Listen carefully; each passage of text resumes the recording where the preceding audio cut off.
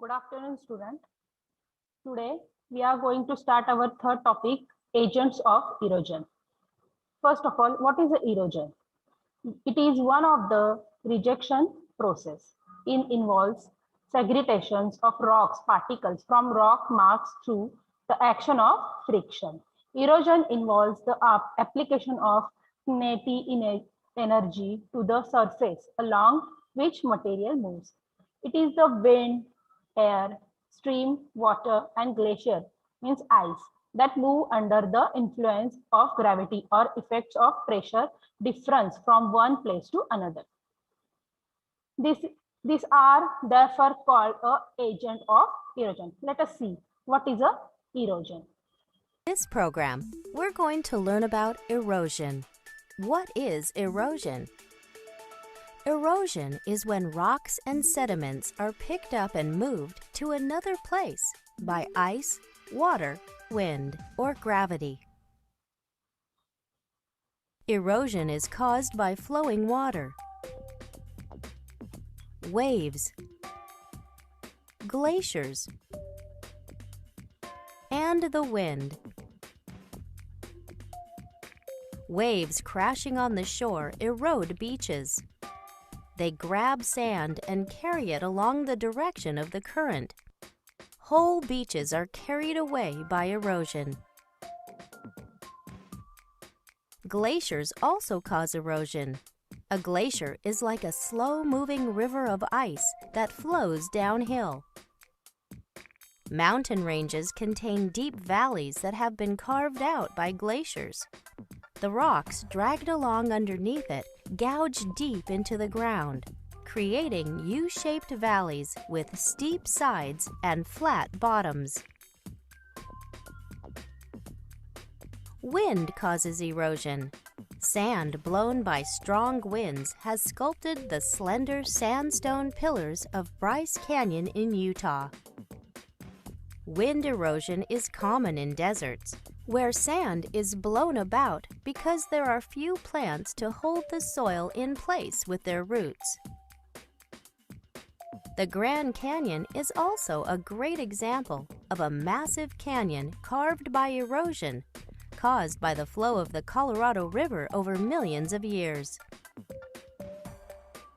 Erosion in one area can actually build up lower areas. As the mountain erodes, the river carries the sediment towards the ocean. The sediment slowly builds up and creates new land at the mouth of the river. The swamps of Louisiana are a good example of sediment carried by the Mississippi River and collected at the end of it. Erosion can't happen without weathering. Weathering is the process by which rock is broken down into smaller and smaller pieces by the wind and water. There are three types of weathering: mechanical, chemical, and organic. Mechanical weathering physically breaks up rocks. Chemical weathering decomposes or decays the rock. And finally, organic weathering is when plants break up rocks with their growing roots.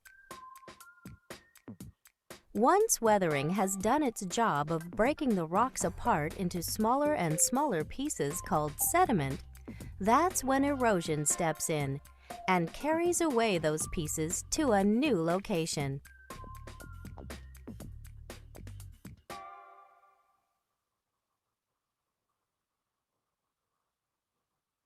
Next, the agent of erosion.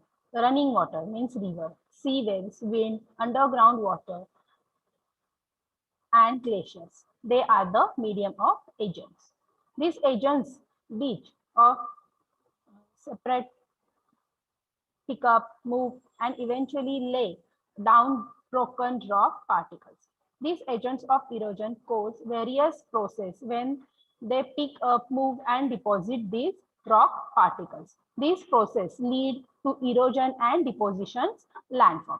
Some processes are come across all agents, but some are specific to particles agents.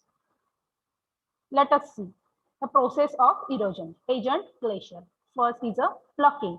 It is a process by which moving ice use process on majority portion of rocks on bed or along the bank. This causes to break out of rock portion which is gathering exposed to the flow. This is break out of particle is called plucking. The eroded back rock will have a rocky surface. Second is a abrasion. The process of erosion agent, which is agent by wind, glacier, and sea waves. Involves the scratching and polishing of the surface or bedrock by the particles which are moving out on it. Just sandpaper is used for smoothing the rock particles involved. The abrasion rubs against and wear away the surface. The eroded bedrock or surface will have the smooth side. Abrasion increase as velocity increase. Let us see what is a abrasion and plucking.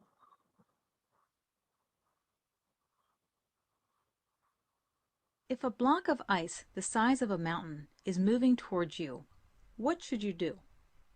Well, if it were me, I would get out of the way. These moving mountains of ice do exist, and we call them glaciers. They tend to move very slowly, often only a few centimeters per day, so it would be a rare occasion for a human to get struck by a glacier. This is not true, however, for the landscape that lies in the path of a moving glacier. Land and rock cannot move out of the path of a glacier, so they are subjected to glacial erosion, which is simply the carving and shaping of the land beneath a moving glacier. Glacial erosion and the interesting landforms that result from this process are the subjects of this lesson. There are two main processes of glacial erosion.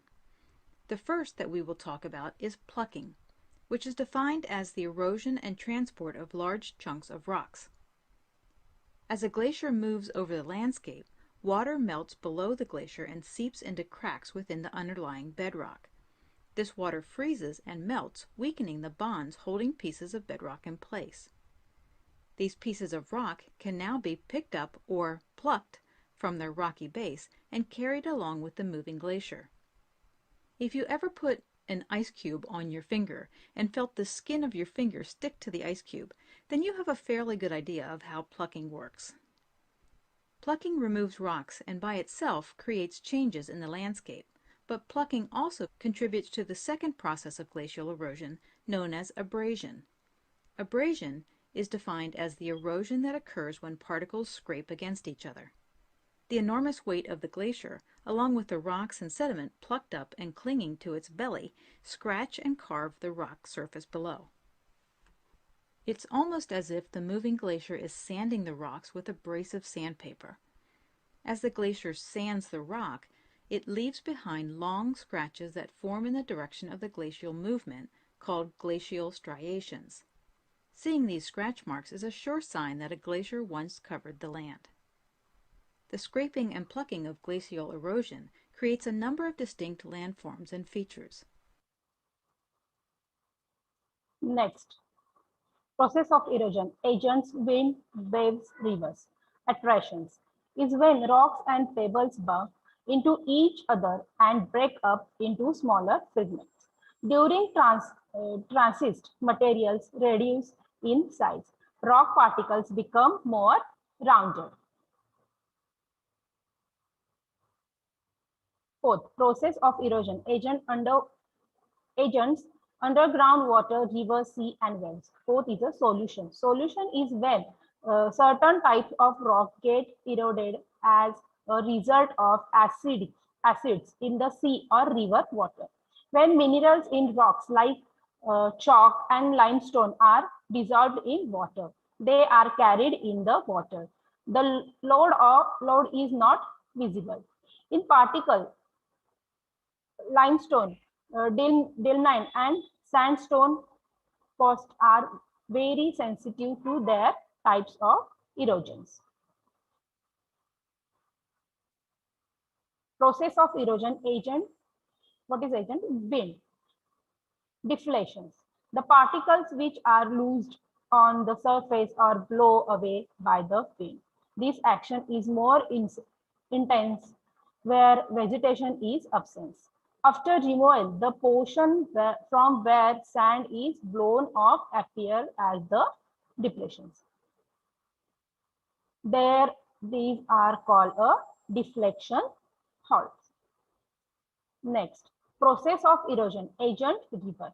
Drilling, bed load move along the running water as and when the flow encounters an absence due to reflect on the bed or joints in the bed.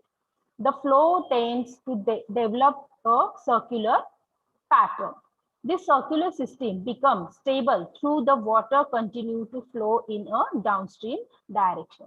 This leads to development of a hurricanes.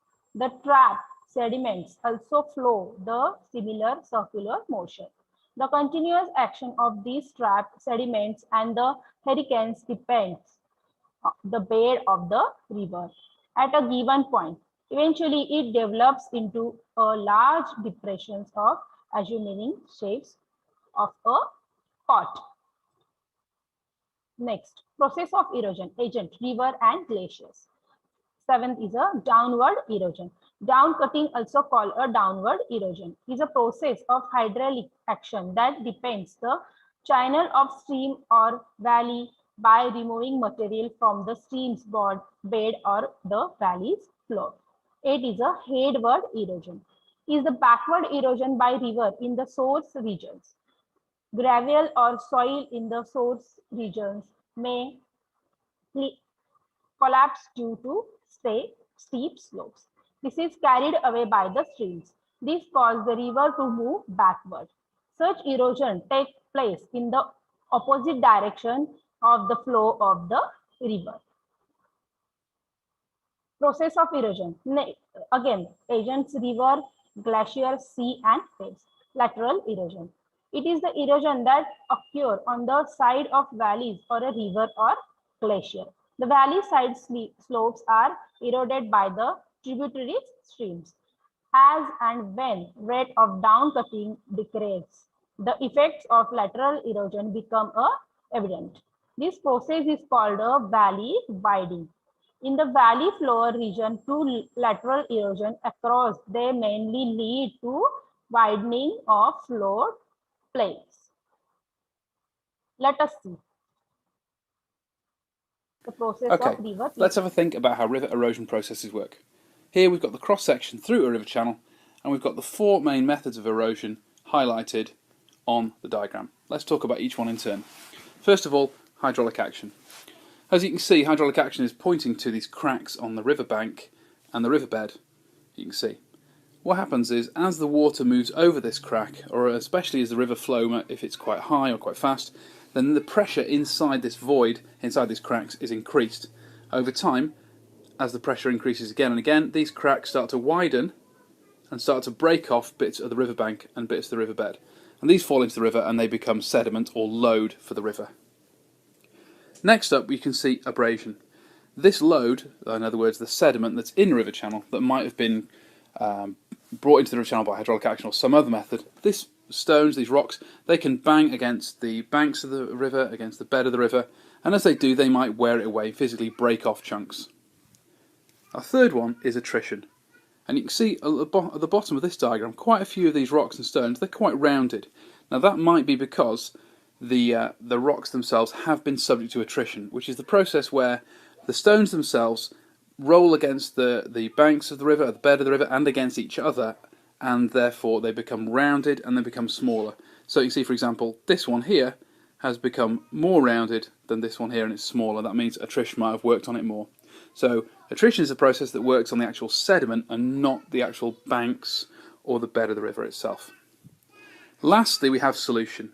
And as you can see here, solution, there isn't actually anything next to the word solution. That's because it's the chemical action of the water on the rocks and the minerals in the banks and the bed of the river.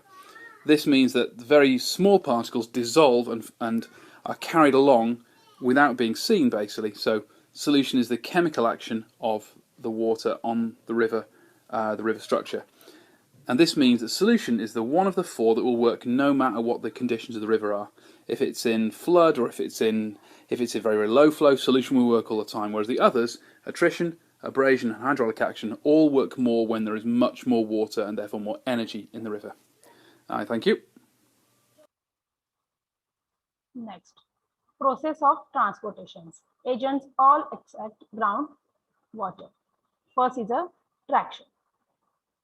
The material acquired by the agents, the transport by rolling, pushing, and the drilling along the surface. The material consists of boundary and big rocks. Process of transportations, agents, river, wind, and sea waves. 11 is a solution. Often rock materials move forward by leaps and bounds through this process. Solution is when the materials such as pebble and gravel and coals, sand that is too heavy to be carried is suspensions, is bounced along the surface by the force of the water or wind. Next, process of transportations, agents, river, wind, sea, and waves. So 11 is a suspensions. Fine light material is carried along with water or air in the upper layer. They are very small in size for a long distance. They do not come to rest.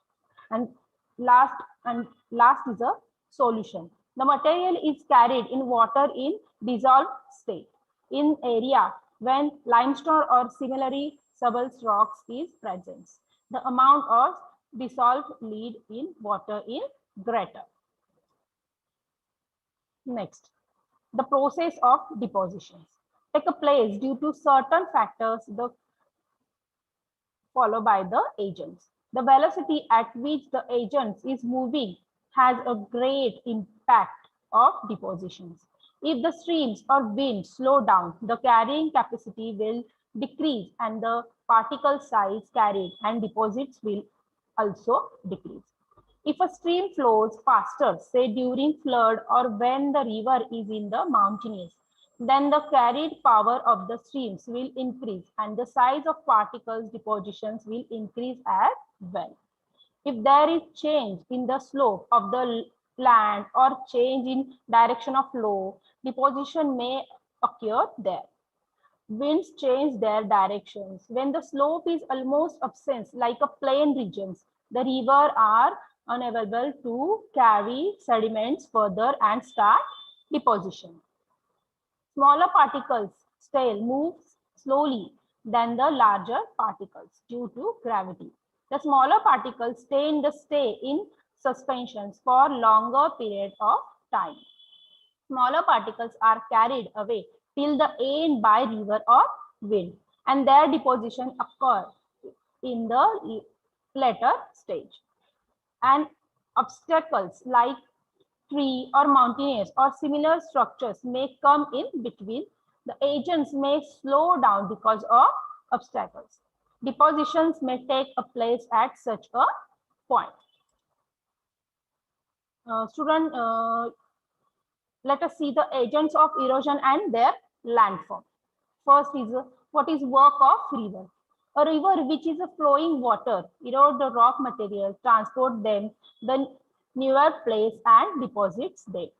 In this process, it creates many landforms, pickups of rocks, and moving them requires the river to have native energies.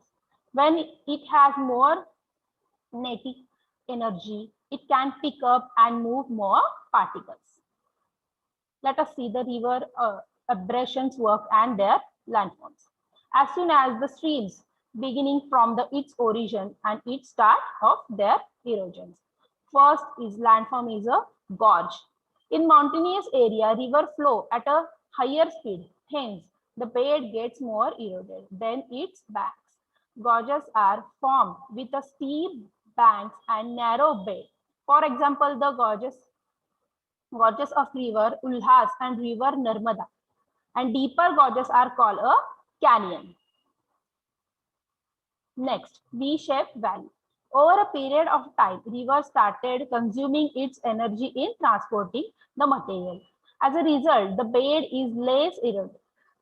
However, the erosions along the bank and the slope of the valley increase. Hence, the valley with almost vertical side become wider, similar the letter V. These valleys are called V-shaped valley. Next, river erosion work and their landforms. First is a waterfall. Sometimes water falling over a hilly region come down and cliff. Waterfalls commonly get formed at such location when a river run over alternating layer of hard and soft rock. Rapids and waterfalls are formed. For example, Veena Falls in Maharashtra. Second is a plum pools. At the base of the waterfall, plum pools can form because of continuous use of water on the rocks below. Third is a potholes. Generally original in special situations such as below waterfall or where rocks are structurally weak to peak powerful motions of the river water causes stone at the bottom to grid the bedrock and enlarge the potholes. Next, river deposition works and their landforms. Alluvial fans. When the river enters the plain, there is a change in the slopes. The river's velocity is reduced all of the sudden. As a result, it may deposit some material at the foothills. This leads to formation of alluvial fans. Next, meanders. A river enters the plain. The river now uses much of its available energy for transportation. The heavy load. The speed of erosion is reduced. Erosion on the other bank and deposition on the inner bank of the channel leads to formation of snake banks called meander.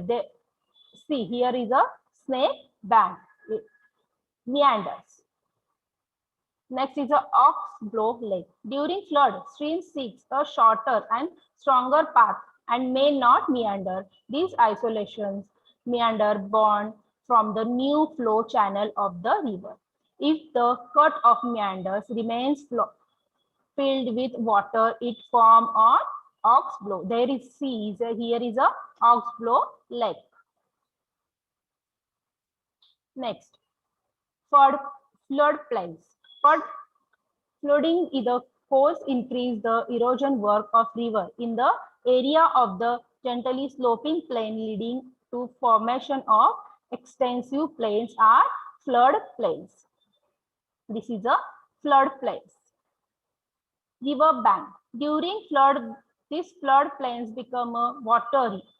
They sediment flow water that deposits sedimentary on the side of the river.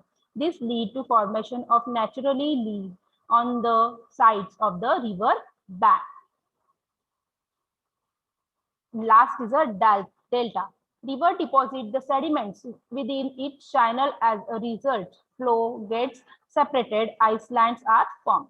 This takes a somewhat triangular shape. The distant landform is called a delta. Delta can only form these river mountains where the sedimentary supply is high.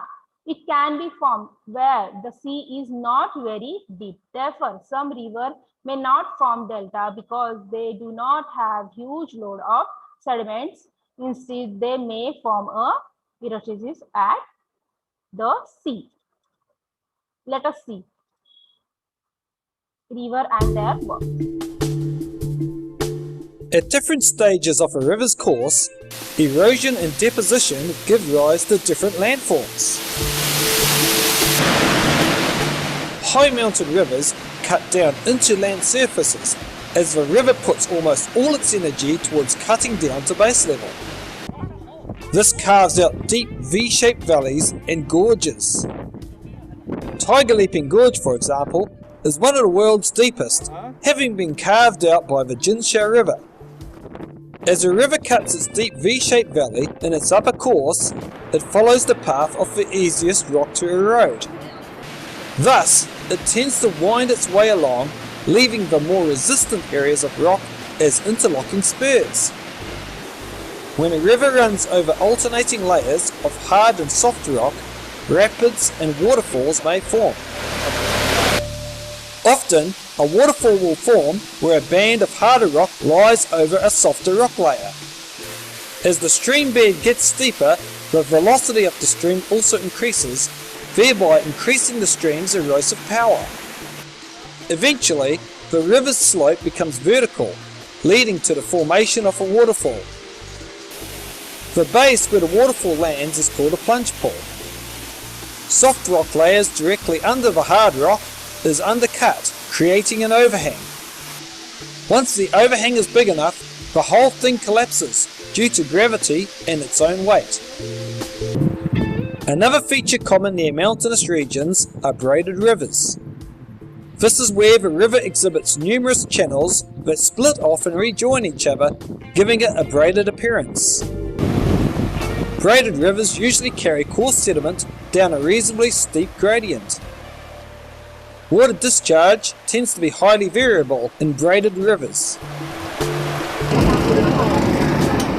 Meanders occur in the middle and lower course of a river, where it is beginning to cut laterally as it gets closer to base level. Meanders of bends in the river, where the faster water on the outside of the bend has cut into the bank, eroding it and creating a river cliff. The slow-moving water on the inside of the bend deposits its load, building up a slip-off slope. Meanders migrate downstream as they cut through the valley sides. Over time, lateral erosion cuts into the meander, causing the bends to become closer together. Eventually, the force of the river breaks through, and since this is the easiest path for the water to travel, the old meander no longer has as much water flowing through it. The river quickly deposits material along the side of its new course, which cuts off the old meander. The cut-off part of the old meander is called an oxbow lake. In the lower course of a river, the river has a high volume and a large discharge. The river channel is now deep and wide, and the landscape around it is flat. However, as the river nears its mouth, energy levels are low and deposition takes place. This creates a range of deposition features. A floodplain is the area around the river that is covered in times of flood. When rivers flood, they deposit alluvium, thus making the floodplain very fertile and excellent for agriculture. For example, the plains surrounding the Yulong River are places of abundance. A build-up of alluvium on the banks of a river can create levees, which raise the riverbank. They form during times of flood, where the river deposits its heaviest material closest to the normal course of the river. Deltas are found at the mouth of large rivers, such as the Pearl River Delta.